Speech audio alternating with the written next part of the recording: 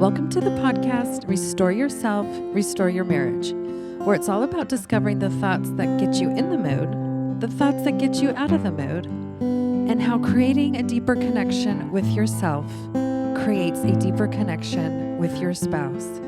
I'm your coach, Shelly Anderson, coaching you through life, love, and intimacy.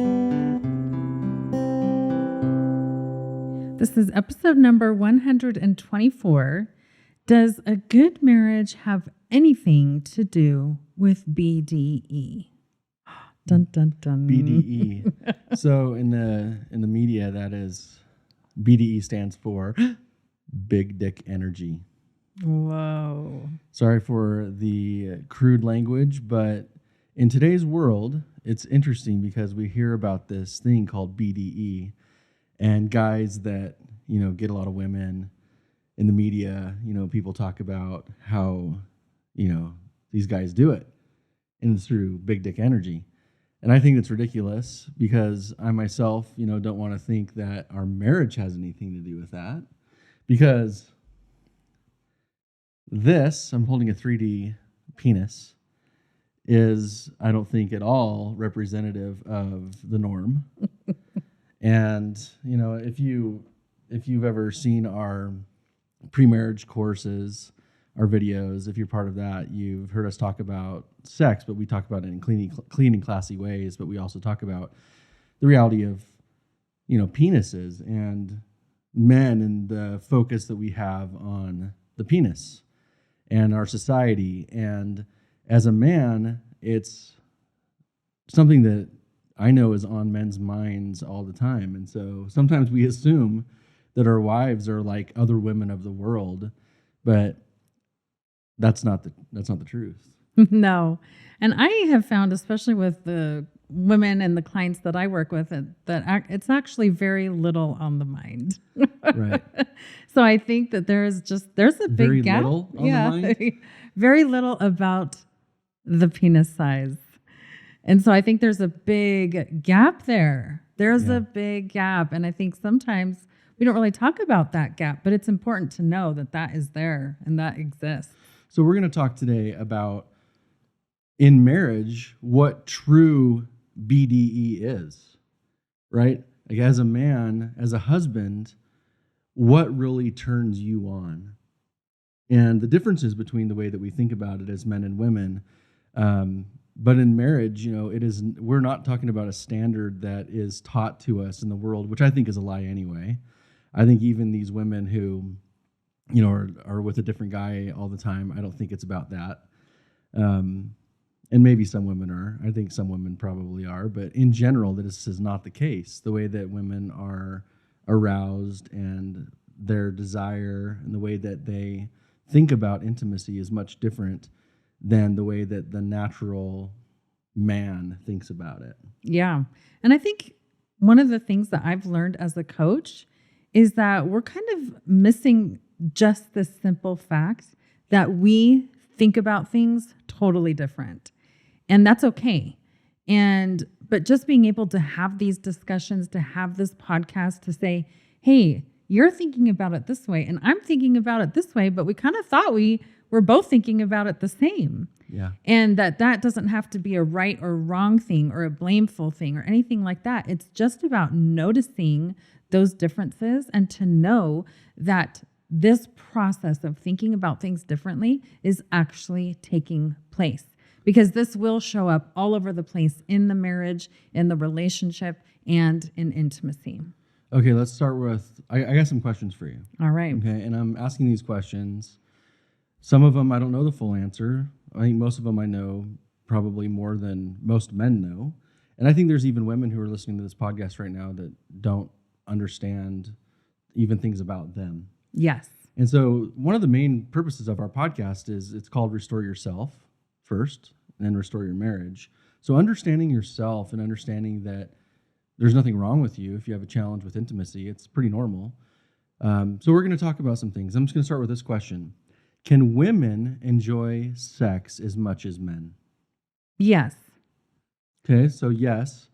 Now, I'm getting the sense that there's more to it than just a simple yes. Yes, there is more. And I'm going to say that there is the possibility and the potential to enjoy sex and intimacy just as much as men.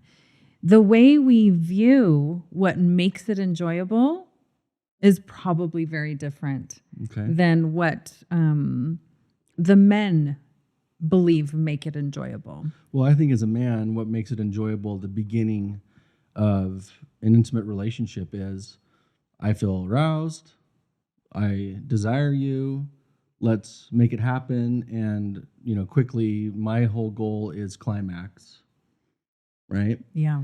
Now, I don't think that that's the case throughout an intimate relationship, especially in marriage where you're with the same person for a long period of time, because that was a reality for me at one time, but it's not so much a reality for me now, even though that's part of it. Yeah. But as I become more knowledgeable about myself and the things that really make me happy and even the sexual experience much better, it's more than just that. But I think that a lot of men get stuck in that because they don't work at it with their spouse. Yes. So when I think about this concept and like why, sex is more enjoyable for men than women, and at least it seems that way, and probably seems that way maybe through many years of marriage. It got me thinking about the dating process, the courting, right? And if you look back in ancient times, courting used to happen for a long time before any sexual shenanigans were taking place. Right. So there is a different type of relationship that develops before that stuff is introduced. And so for women, this actually feeds into their type of kind of what makes them excited about sex and intimacy. But a lot of times what happens is once marriage takes place and things become official and the green light is on and all the sex starts to happen, it's almost as if it just kind of starts to erase some of those beautiful things that built that relationship. And I don't want to say erase completely, but the focus definitely changes for a while. It's like, yes, now we can start having sex, and this becomes like almost the priority. Well, then once marriage happens, then a guy just starts wagging this thing in front of you and like thinking, oh, this is going to turn you on, right? But what you're saying is the BDE, that big dick energy, was the courting and the emotional connection. And now that sex is happening, the guy's thinking, oh, well, all I need to do is just show you this thing, and you're going to want it. And then when you don't, we think, oh, maybe she wants this and not what I really am packing down there. Right. And we get so confused and we think, oh, she's not turned on by me. I'm not attractive to her anymore because she should just want me the same way I want her. If I see her naked, I want it. Right. If she sees me naked. But what you're saying is the true energy is so much deeper than just the physical aspect of the sexual relationship. Yes, it's so true. And I think for a lot of women, when we start off, dating and building a likeness for our, future husband, a lot of times it's not based on the sex, right? It's like we're constantly building that sexual energy over a long period of time. Right. And so we learn to really connect and build that relationship built on our thoughts and our emotions way more than on, any desires that are starting to percolate and build up over time. And so when we start to have that reversal, once we do get married, I think that's also very confusing for women because in their minds, I think that we really do believe, hey, this is going to be the culminating experience, right? To be intimate with someone that I have just built all these beautiful feelings towards over this time. And this is just going to be the most magical thing ever, to be intimate and to share ourselves like that. And then that focus changes and we're like, wait a minute, what just happened? Well, yeah, because as a man, a lot of times you're courting with the whole purpose of trying to win your submission to that physical experience. And once we get it, we're like, okay, I got it. Now it's mine. And I can have it whenever I want to. Right. And we forget that women aren't turned on the same way as men generally. Yeah.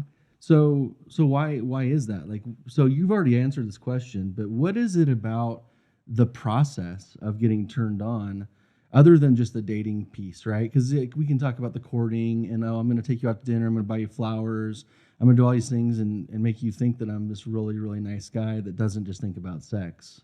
Right. And then, all of a sudden we get married and now I'm just thinking about sex. And now I'm confused too, because now all of a sudden I'm like, oh my gosh, well, she doesn't want it as much as me. And maybe this is after a couple months, like the honeymoon period or whatever. Sometimes it takes some time to realize this isn't what I thought it would be. Yes. So what is it? What are the things that go into getting you, or I should say women in general, to a place where they're physically aroused? Well, I think it's important for us to actually accept the fact that we have two different styles of arousal taking place. They're not the same. Most men are going to experience what's called spontaneous arousal. And this is the majority of men. Spontaneous, I'm sure most of us are familiar with this word. We think if something is spontaneous, it's easy, it's quick, it's fun. Well, as a teenager, if the wind blew, I was aroused. Right. And you know what? It's not like that for girls. Right. It's not like that. Not generally. No. Our parts that get turned on are up inside. They are more tucked away. It's like, it is kind of like that the hidden buried treasure that takes that committed partner to really unveil that part. And so it isn't just, with the wind and the changing of the wind that a woman will be aroused. There are a few. Yeah. There are some. There's no doubt. It's just such a smaller number. And that may happen every once in a while for a woman, but it would happen more often for a man. Oh, yeah.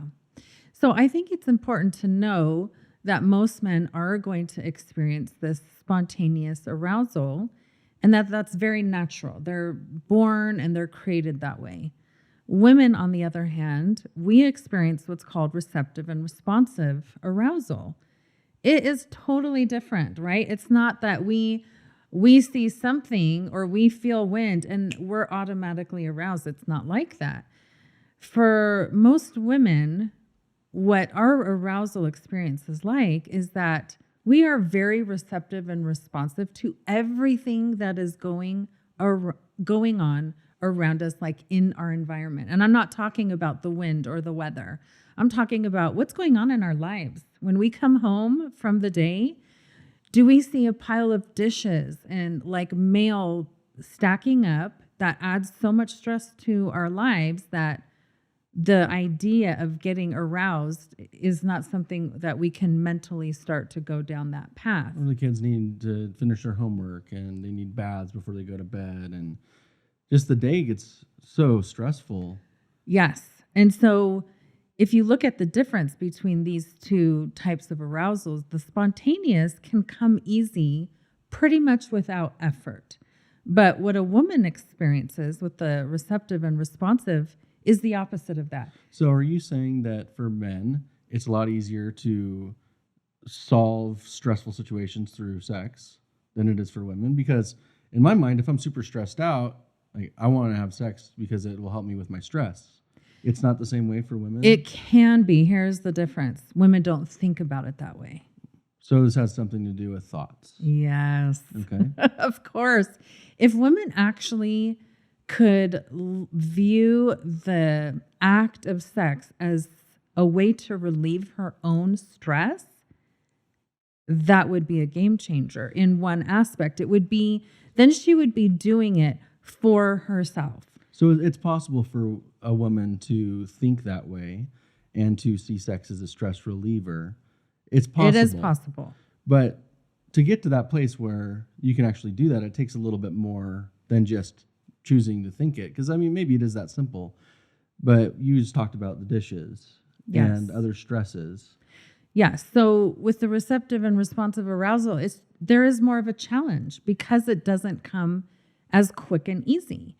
And so a lot of times women think, well, my arousal is not like my husband's. His is he is so effortless. And what ends up happening is they think that they're supposed to have the same experience and the same type of arousal, they actually start to think something is wrong with them and that they're broken or all their hormones have to be off. But in reality, it's just that there are two different types of arousal. And this is not something that is talked about very often. But if we just knew this knowledge, that's like half the battle, is knowing what kind of arousal style you have and being able to dive into it and explore it and learn it and incorporate that style into your life. So as a man, as a husband in a marriage, and it's very important to me I want you to be happy and I want you to enjoy this aspect of our marriage. Yes. So by knowing these things about my wife, I should be more curious about that rather than just making assumptions and wishing that she was like me or wishing that, I turned her on more or whatever as the lies that I tell myself as to why we're not having as much sex as I want. But now if I'm armed with this information about my wife and I'm curious and I can ask questions and we can say, okay, well, now that we know that you're not aroused the same way that I am, let's talk about it. What are the things that I can do to help support that process for you? Is that helpful? It's super helpful. And this is why. It's because there really does need to be more attention and more focus and more effort put towards the woman's style of arousal because it's not easy. Whatever that may be. And every woman still is different, even though generally women are different than men, but each woman's going to be different. That's right. It's going to be unique for each woman. And here's the mystery of one of the mysteries of marriage that I love. As unique as each woman is, from woman to woman, from day to day, their arousal can be different. Now, this is too complicated. Right? This takes effort. Yeah. This is why marriage is called a mystery, because it does take effort to be curious on a daily basis.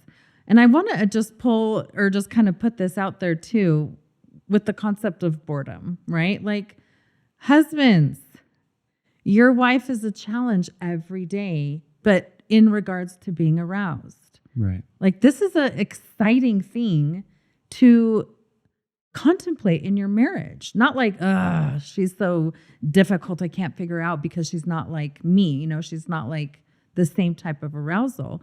But like, this is something exciting. It's not boring. So, if you get to actually be curious about what is going to be involved in her arousal each different day. Is this one of the reasons why men think women are crazy? Because you hear that sometimes, like, oh man, my wife is nuts, right? Because I know this even from our experience, because we may resolve something one day and you'll say, well, I need this. And maybe I need you to just sit and listen to me for 20 minutes about my day and be curious about it. And let me talk and let me get it off my shoulders. Yes. And then the next day, I try that and that doesn't work. That's true. Like, what the hell? She's nuts. That's right. So what you're saying is that it's an ongoing process and maybe there's 10 different ways. Correct. Maybe there's 20 different ways. Maybe there's a day when you think that it's one thing and it has nothing to do with any of that. Correct. And some days it might not be solvable. That's true. So knowing this, I think, is great because instead of thinking, oh, my wife's crazy and I can never make her happy, just knowing that this arousal process it's varied from day to day based on this emotional foundation of intimacy, that makes sense. It makes all the sense. So now that I know that, I can be more patient and I can be more curious and I can be on this journey with you. And that in and of itself, I'm assuming, would make a big difference. Am I right? It makes a huge difference. Talk about BDE, like how a woman experiences that genuine curiosity on a daily basis, knowing it's probably going to be different from day to day. If we talked for 20 minutes yesterday and I got a lot of stuff just off my chest and I felt so much better and connected that I was able to do that with you, the next day I might not need that at all. Right. But I may need you to, do like change the light bulbs that are super high, in our ceiling that I can't reach, whatever it is. And it's not really the light bulbs necessarily, right? It's just my attention to you. Yes. And my desire to fulfill your needs outside of what I think they are in that moment. Right. So I think if husbands actually know this about their wives and know that and can accept every day is going to be something new for me and new for her. And there's nothing wrong with that, right? Because that is how women are designed. Our arousal is based on a variety of things that are happening in our lives and at those moments. And so we can't calculate for every little thing that maybe went our way that day and maybe totally did not go the way we planned that day. Okay. I got another. Let's just make this my last question. Maybe I'll have more, but this is the only other question I have for now. If we're so smart, like, and we're talking about me and you and I, right? And we've been through this and we teach this all the time. We're smart. We even know this information. But why is marriage still difficult? Because when people learn this, they might think, oh, well, things are going to be fine. Yeah. But maybe it's what you're talking about right now is every day is a new journey. But we're smart and it's still difficult.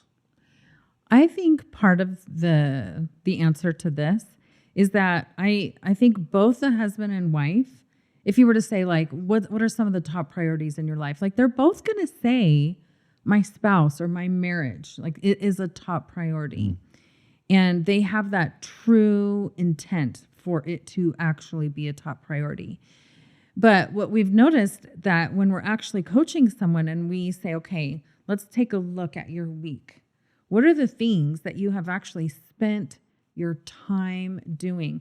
We're going to see, the job and the career. We're going to see, okay, I had to take my kids to all their things, right? All the activities. I had to do all the grocery shopping and whatever it is. We're going to see all these things put into the schedule. The to-dos. But what is often missing is we went on a date. Or we actually sat down and we learned a new communication skill to enhance our marriage. I have an example of this. And this came to my mind because I've been thinking about bathtubs lately because we're actually creating some products for intimacy, some emotional intimacy, things to increase emotional intimacy. And one of the products that we're looking at is there's several products to enhance the environment, to make it more comfortable and safer and to help set the mood for physical intimacy, but also to go back before the physical intimacy and focus on the emotional side. And so bathtubs have been on my mind because in my mind, I'm like, oh, if we're going to take a bath together, then you know what that means, right?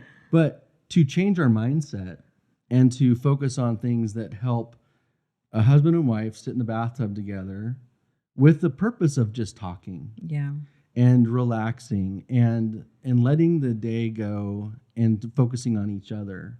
So are you saying that things like that where you can just sit and be together, maybe it leads to a physical experience, but maybe it doesn't? Yes. I love what you're saying because yes, this is part of it. And if a husband and wife say, hey, we take a bath together once a week or twice a week, that is putting your marriage as a priority on a weekly basis. And if the man does that without the full expectation of a physical experience, but to look at the bath as something that is an emotional experience, that way you are not thinking, oh, he just wants to take a bath because he wants to have sex. Right. And now I just have to do it because it's my duty. Right. Or, oh, I'm not in the mood. But to be able to have those experiences where you're emotionally connecting, is that, I guess, a general way to say that you're working on your marriage? Yeah.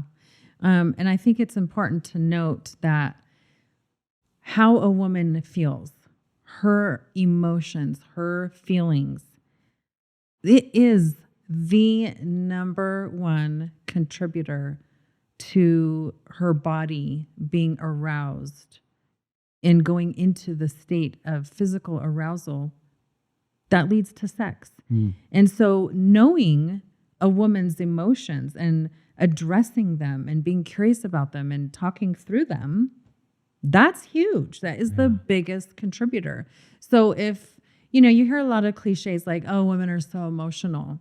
Yeah. And if we tune into those emotions, we're probably going to like the results. Yeah. It's usually when we say women are so emotional and then we dismiss it as if that's not supposed to be part of the human experience. We're missing out on the wonderful results as we start to actually pay more attention to them. So what you're saying is the emotions are so deep and complex. And if we tap into those emotions, then that means that the physical side could be that complex and deep as well. Yes. Yeah, there's some very strong connections there. The more we're dismissing women's emotions, the more we're dismissing their sexual experience. Why would we be doing this? That sounds like a pretty awesome thing to work on. I know, right? Like let's reframe how we're thinking about this. The more we're able to really explore the wife's emotions, where they come from, why they're thinking that way, their thought process behind it, the more we're really going to start to understand why the sexual experience is the way it is right now. And there's so much room for enhancement in that area. I also want to point out this.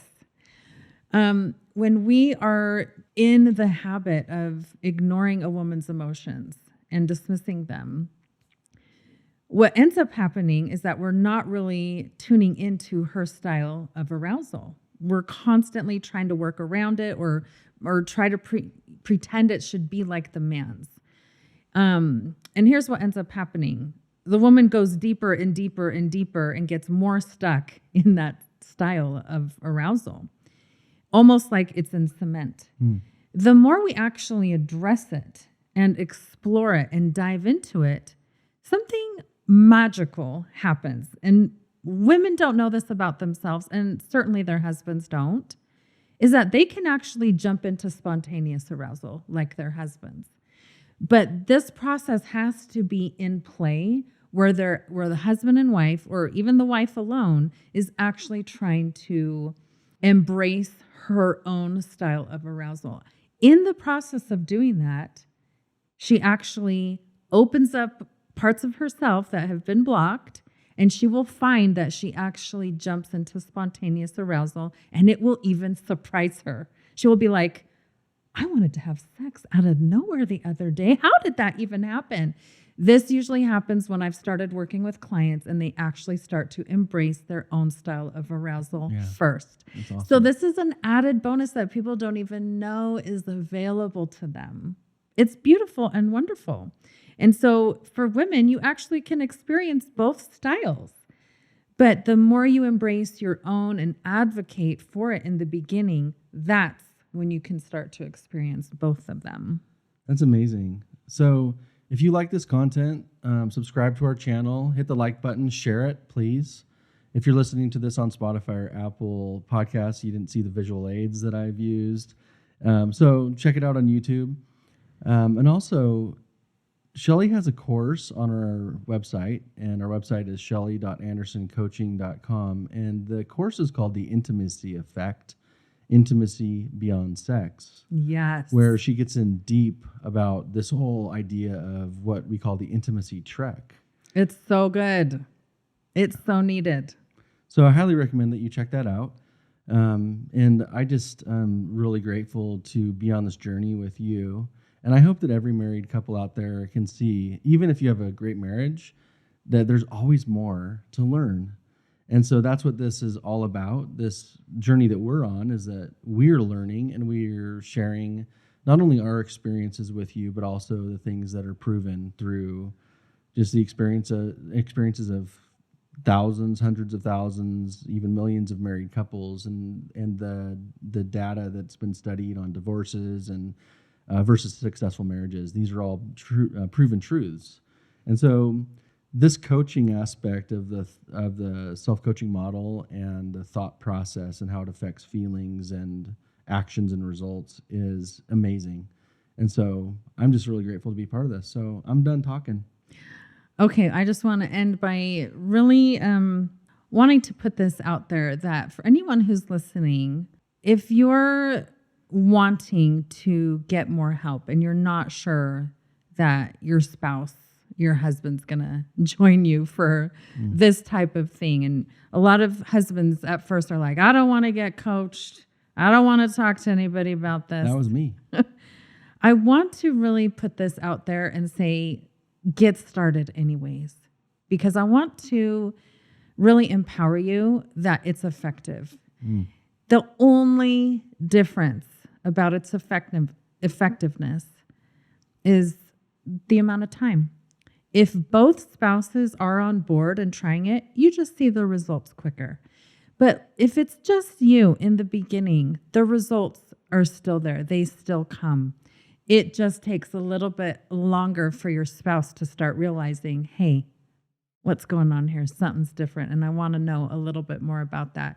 So either way, if you're finding that you're in that place where you want to take a little bit of a deeper dive and make some of those changes and improvements through life coaching, don't hesitate. Just get started and the results will come. They're both effective, both approaches. And if you go to the website, shelly.andersoncoaching.com, and click on the course, The Intimacy Effect, and click on Learn More, at the bottom of that page, there's a video of me talking about my process. Yeah, so good. Okay, so this next week, we hope that you guys will really think about this BDE and what it actually means. Big marriage energy. Not BDE, it's BME. BME. Well, maybe not BME. That might sound bad too. And really think about some of these questions that we've discussed today, and especially about the two different types of arousal, and really start to embrace and advocate for your own, not as anything right or wrong, good or bad, but who you are and how you were created. And so remember, the more that you restore this type of intimacy with yourself, the more you restore it with your spouse. Thank you so much for listening today, and we hope you will join us again next week.